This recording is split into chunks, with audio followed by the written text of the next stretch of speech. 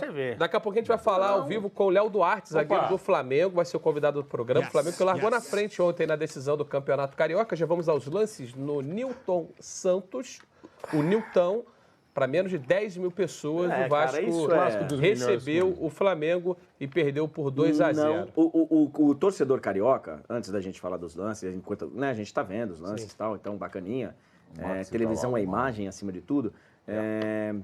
O torcedor carioca, eu tenho a sensação de que ele mandou um recado falando: não quero mais Campeonato Carioca.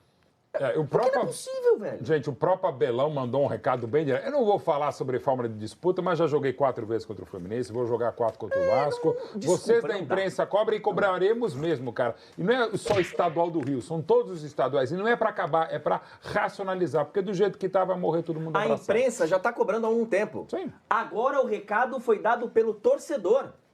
Tá aí, ó. O torcedor acabou de falar.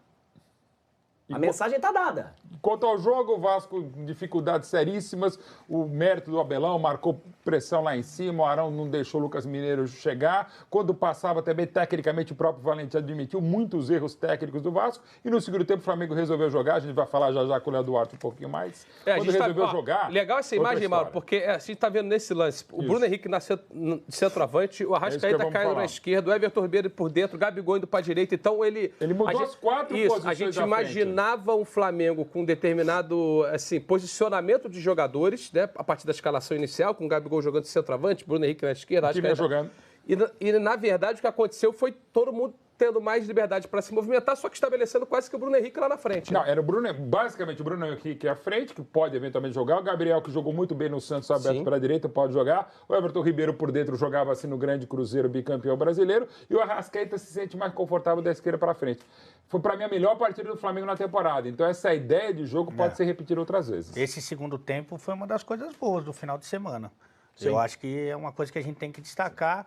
O Abel, como todo treinador de time grande, ele está acostumado com isso, tem sido muito criticado, mas eu acredito no potencial. Pô, se a gente não acreditar que o Abel, com todo o conhecimento que ele tem, com o currículo que ele tem, campeão do mundo de clubes, campeão da Libertadores, campeão brasileiro, se o Abel não sabe nada de futebol, então aí vai ficar difícil para a gente. Então, com a sequência do trabalho, com a evolução dos jogadores técnicos, porque o treinador pode ser fera, pode ser o melhor do mundo, ele precisa do jogador, ele precisa de um rendimento melhor dos jogadores e isso está acontecendo no Flamengo. Então, aí as coisas vão se acertando, o Flamengo vai crescendo como um todo e eu acho que esse segundo tempo foi uma das coisas boas do final de semana. Bom, vamos escutar então o Abel Braga falando dessa escalação que ele mandou a campo na vitória do Flamengo 2-0. Ele vem num momento bom, se adaptou melhor ao grupo.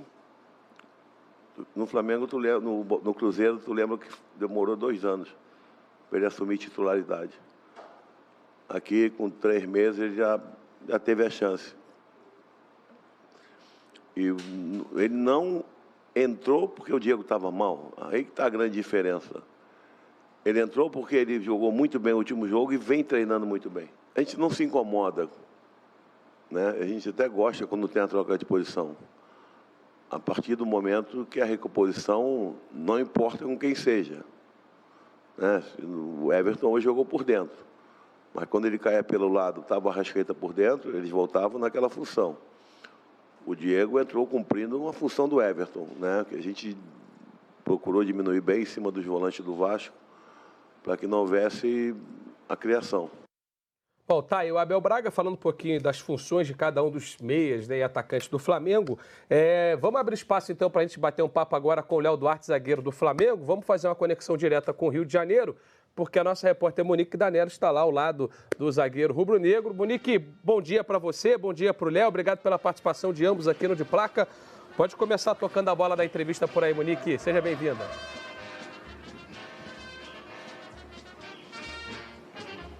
Obrigada, Luiz. Um abraço para você, para o Alê, para o Mauro, para o André.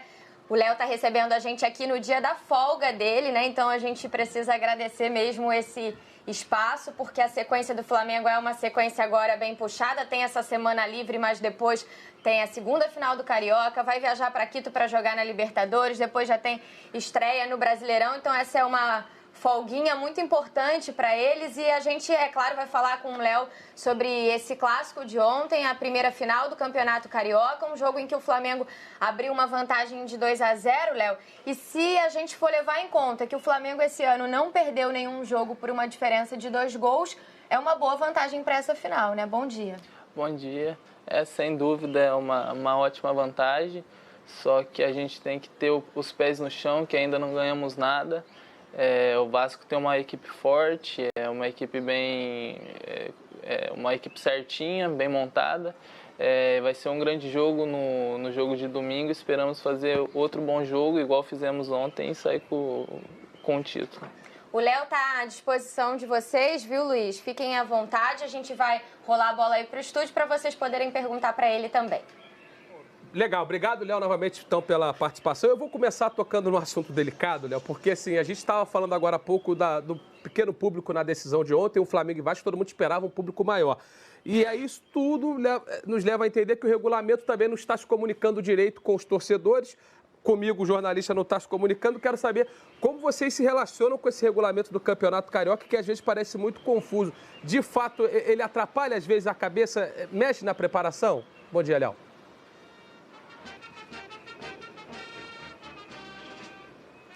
Bom dia.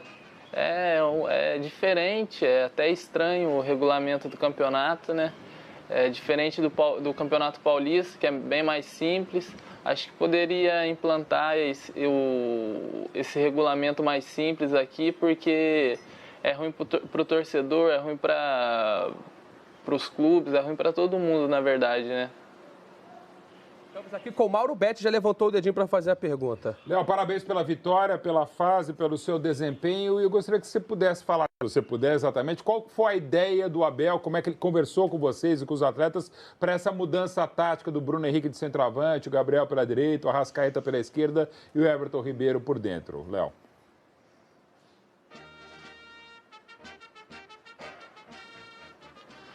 Bom dia. Ele conversou, foi um dia antes do jogo. O Bruno jogou muito bem, na verdade, contra o São José. E a gente tem jogadores de qualidade. Tem Everton Ribeiro, tem Diego, tem Arrascaeta.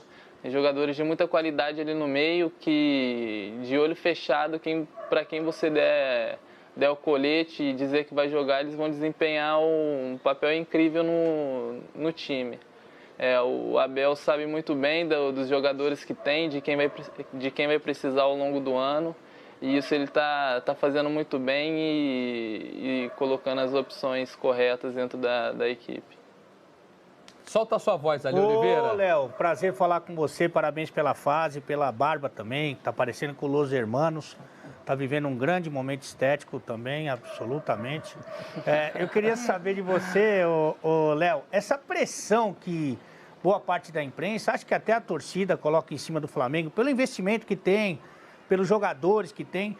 Como é que vocês tratam isso internamente? Como é que o Abel trata isso com vocês? É um prazer falar com você mais uma vez.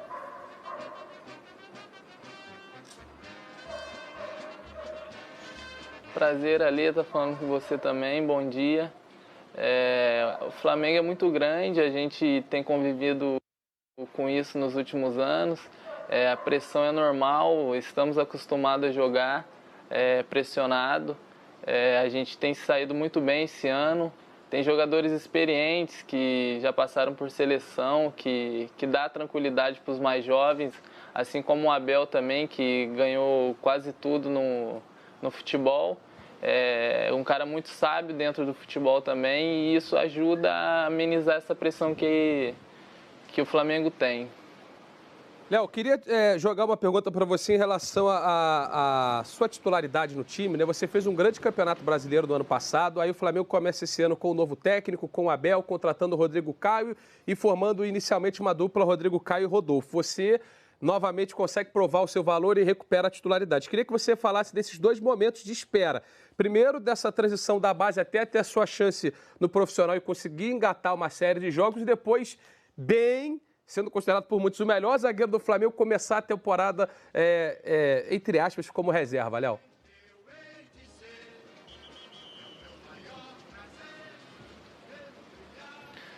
Bom dia. Então, essa trajetória da base até o profissional foi uma trajetória difícil. Eu fiquei quase 2 anos sem jogar. A gente foi campeão da Copinha, que tinha uma boa equipe. Aí o nosso pensamento quando a gente subiu era que a gente ia chegar jogando, que a gente estava vivendo um bom momento, a gente estava voando, mas não é, a diferença é muito grande, diferença de força, diferença técnica. Graças a Deus consegui igualar isso com os demais jogadores que já estavam no profissional. E ano passado foi um ano muito bom para mim, fiz quase 50 jogos, espero esse ano fazer mais. Comecei a temporada na reserva mesmo. O Abel conversou comigo, falou que ia optar por um jogador mais jovem, um mais experiente. O Rodrigo Caio é jovem também e o Rodolfo é um pouco mais experiente. Mas fico feliz de ter mostrado meu valor, voltar à titularidade da equipe. Rodolfo também é um grande jogador e isso eleva a qualidade do grupo e o nível de treinamento também. Ô, Léo, agora falando ainda sobre um lance do jogo de ontem, já que o Luiz puxou esse gancho do seu momento, né? É claro que os clássicos envolvem rivalidade, uma rivalidade sadia também, as brincadeiras dos torcedores, e tinha uma frase do Max que tinha viralizado nas redes sociais, ele dizendo, não vou ter pena, respondendo a um torcedor rubro-negro. E ontem teve aquele lance no jogo que podia ser um lance fundamental ali, porque se o Vasco faz o gol, a coisa seria diferente. O Maxi teve uma boa oportunidade, você matou muito bem a jogada e isso virou meme para tudo que é lado na internet. Eu queria que você falasse um pouco dessa rivalidade sadia, dessas brincadeiras, se chegaram até você também. Algumas pessoas mandaram alguns prints de meme, o pessoal gosta de fazer esse tipo de brincadeira. O Max é um bom jogador, ele tem as qualidades dele, mas fico feliz ali de ter evitado o lance do gol. A gente tem que estar sempre ligado ali para matar os lances de perigo do adversário. Para a gente fechar, Léo, qual você acha que deve ser a postura do Flamengo no jogo do próximo domingo, no Maracanã, com parte dos ingressos já esgotados, o setor norte, que é o local da torcida do Flamengo, já esgotado, com 2-0 de vantagem, mas sabendo que depois na quarta vai ter um compromisso para a Libertadores, que Flamengo o torcedor pode esperar no domingo? Vamos entrar com a mesma atitude que entramos ontem para ganhar o jogo. A gente sabe da vantagem, mas essa vantagem a gente tem que pensar só no final do jogo, não tem que jogar com o regulamento debaixo do braço, não. Vamos entrar para fazer mais um grande jogo, se Deus quiser sair com o título. Obrigada, Léo Duarte. Um abraço para vocês aí no estúdio. Luiz Felipe, eu volto a bola para você. Legal, obrigado, Monique. Obrigado ao Léo Duarte também pela participação. Curti essa folguinha de segunda-feira, porque depois a batida... Você vê como o futebol mudou, né? Cara, segunda-feira, 11h20 da madrugada, recebendo a equipe de reportagem. Então, nos bons tempos do futebol brasileiro... O cara ia estar de ressaca, já ia ter perdido o treino de reabilitação da segunda de manhã. Então, assim, de um lado, a gente melhorou demais. Mas na bola, né, ainda só uma coisa, até por isso o Flamengo ainda é mais favorito para domingo, porque o Vasco tem um jogo duríssimo em Santos, Copa do Brasil, e o Flamengo, enfim, tem uma semana de trabalho. Bom, vamos fazer uma rápida parada. Aí, no intervalo, para quem está com a gente no YouTube e também no Esporte Interativo Plus, vamos falar de outras duas finais. Falar de amor. Pode ser também. No Grenal a gente teve alguns momentos de amor, né? De troca, de provocação para cá e para lá. E no Cruzeiro e Galo, vitória do Cruzeiro, mais um bom jogo. Assim, pelo menos no Campeonato Mineiro a gente teve um jogo um pouquinho mais movimentado. Ceará e Fortaleza também foi um grande jogo. Também foi, isso aí. O Fortaleza ganhou. Bela vitória do Fortaleza. Bom, a gente vai fazer uma rápida parada. E aí é o seguinte, nessa ida para o intervalo eu quero deixar um convite para você. Porque hoje tem no ar com o André Henning, Jefferson, ídolo do Botafogo, grande goleiro, passagem pela Seleção Brasileira, 00:20, estará no ar com o André Henning. Tá bom ou não? Rapaz.